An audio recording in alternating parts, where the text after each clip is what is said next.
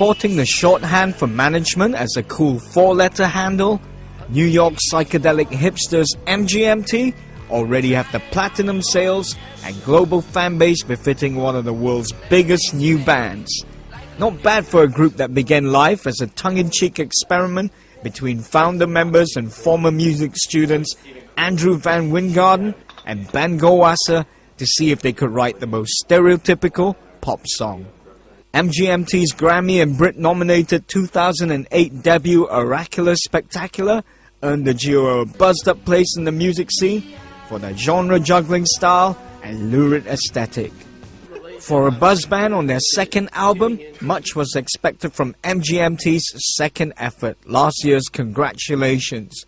But for those wanting more of the infectiously catchy anthemic indie pop of the first record, disappointment was on the cards as Congratulations turned out to be a dense, demanding psychedelic puzzle of an album. I think it just was naturally out there, and we never wanted to make something that was difficult or not fun to listen to, which I think is how a lot of media outlets, is that what you call them? Portrayed our last album, which I think is, it's like, it's not easy listening, but it's still pop music.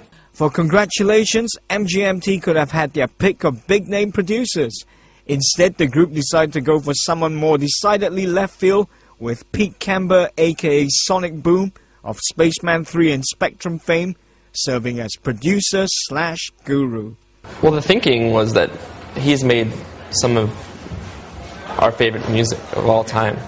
We're all huge Spaceman 3 fans and Spectrum, and I think once we talked to him, once we got to meet him and talk to him, we realized that he's a huge fan of pop music and kind of saw influences that we had in our music that other people didn't really see. And we really wanted to produce the album ourselves, and we weren't even thinking about bringing on a producer.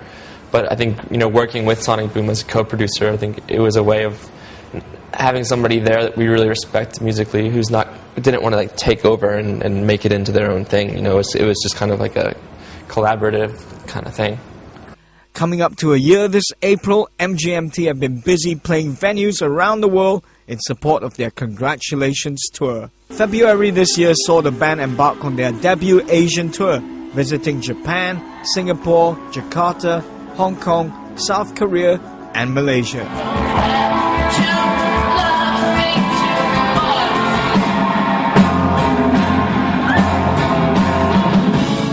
For their first Malaysian live appearance, MGMT appearing on stage as a quintet with James Richardson on guitar, Will Berman on drums, and Matt Asti on bass, played to a wildly appreciative crowd of 2,500 gathered at the Bukit Kiara Equestrian Club, Kuala Lumpur. Touting a set comprised of tracks from both their albums, MGMT entertained the boisterous, up-for-it crowd with energetic renditions, assisted by a kaleidoscopic light show of the most psychedelic kind. Pretty apt stuff from pop's merry pranksters.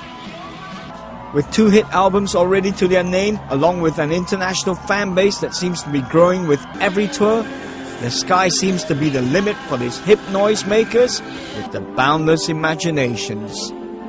MGMT's self-titled, self-produced third album is already in the works, and according to the softly spoken Goldwasser, fans can expect a combination of the band getting further out there and making more left-field pop music. The goal has always been to have fun. I think that, you can look at it 2 ways, and either,